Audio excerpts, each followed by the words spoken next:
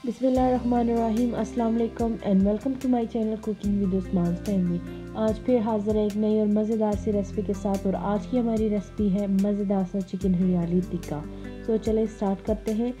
Chicken हरियाली टिक्का बनाने के लिए मैंने बोनलेस चिकन लिया है तकरीबन 1 किलो, और उसे मैंने 2-2 इंच के टुकड़ों में काट लिया है। मिंट लीव यानी पुदीना मैंने लिया है आधी गट्ठी ही मैंने ली है सब्ज़ धनिया की। और सब्ज़ धनिया को आप मोटा मोटा काट लें ताकि ग्राइंडिंग में आसानी रहेगी। इसके अलावा ग्रीन चिलीज़ है मेरे पास 10 से 12, और ग्रीन चिलीज़ आप अपनी मर्ज़ी से कम या ज़्यादा कर सकते हैं। अगर आपको मिर्चें कम पसंद है तो आप 6 या 7 डाल लीजिएगा, लेकिन मैंने यहाँ पे 10 से 12 लिया और इन्हें भी मोटा मोटा काट लूँगी ताकि ग्राइंडिंग में आसानी हो। इसके अलावा यहाँ पे 1 अदद नींबू, उसे भी आप 2 हिस्सों में काट लें। अब फर्स्ट स्टेप में हम इसकी चटनी बनाएंगे, ग्रीन चटनी, जिसके हम चिकन पे मैरिनेशन करेंगे। सो एक बाउल में आप पुदीना, हरा धनिया, हरी मिर्चें और ये जो नींबू है इसे निचोड़ लें, और उसके बाद इसे अच्छी तरह से हैंड ब्लेंडर की मदद से ग्राइंड कर। जब तक मैं हरियाली टिक्का के लिए ये हरा मसाले का पेस्ट तैयार करती हूँ, अगर आपने मेरा चैनल अभी तक सब्सक्राइब नहीं किया तो उसे सब्सक्राइब कर लें और बेल का बटन दबा लें ताकि आपको मेरी हर आने वाली वीडियो का नोटिफिकेशन मिल जाए। और रेसिपी आज की कैसी लगी ये कमेंट करके ज़रूर बताइएगा। आप चाहें तो आप ये हरे मसाले का पेस्ट जो है ब्लेंडर जैक में भी बना सकते हैं, लेकिन मैं प्रीफर करती हूँ कि मैं हैंड ग्राइंडर का यूज़ करूँ। इससे एक तो जल्दी हो जाता है और दूसरा बर्तन भी कम गंदे होते हैं। तो आपने अच्छी तरह से इसे पीस लेना है।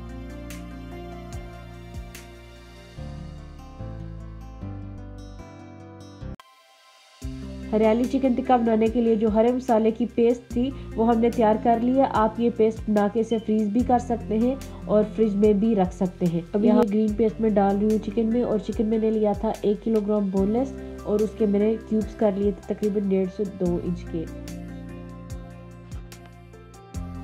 इसके अलावा मैं इसमें ऐड कर रही हूँ 1 टेबलस्पून नमक आप अपने जायके के हिसाब से कम या ज़्यादा कर सकते हैं।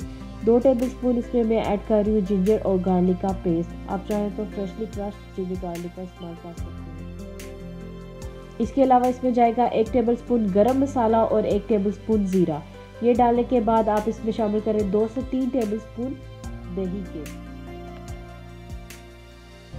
दही डालने के बाद आप इसे अच्छी तरह से मिक्स कर लें ताकि चिकन पे अच्छी तरह से ये मसाला जो है वो अप्लाई हो जाए। और इसे मैरिनेट होने के लिए आप ओवरनाइट छोड़ दें। अगर आपके पास टाइम कम है तो कम से कम 3-4 घंटे तो इसे मैरिनेट होने दें, लेकिन अगर आपके पास ज़्यादा टाइम है तो आई वुड प्रीफर कि आप इसे रात को मसाला लगा के छोड़ दें और सुबह आप चाहें तो बारबेक्यू कर लें या ओवन में बेक कर लें। इसके अलावा आप इसे पैन में भी बना सकते हैं। सो फिलहाल मैं मसाला लगा के इसे रख रही हूँ तकरीबन 3 से 4 घंटे के लिए।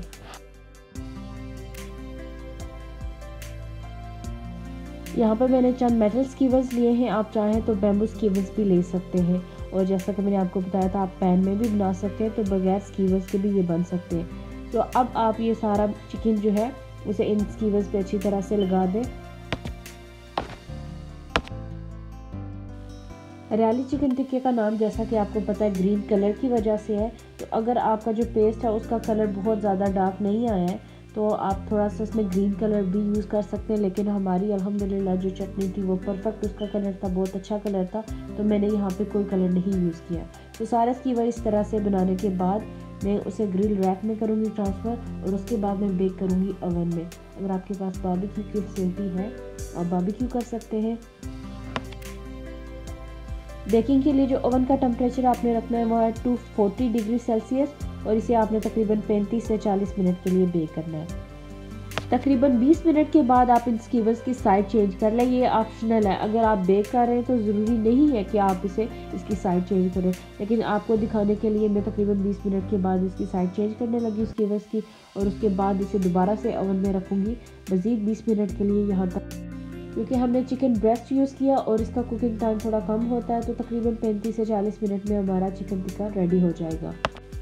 तो लीजिए जनाब, आज हमने बनाया आपके लिए बहुत ही मज़ेदार सा हरियाली चिकन टिक्का। कैसी लगी आपको रेसिपी कमेंट्स करके ज़रूर बताइएगा, और मेरा चैनल सब्सक्राइब कीजिएगा, शेयर कीजिएगा अपने फ्रेंड्स एंड फैमिली के साथ। मुझे रखिएगा दुआओं में याद। आपसे जल्दी मिलेंगे एक नई और मज़ेदार सी रेसिपी के साथ। तब तक के लिए अल्लाह हाफ़िज़।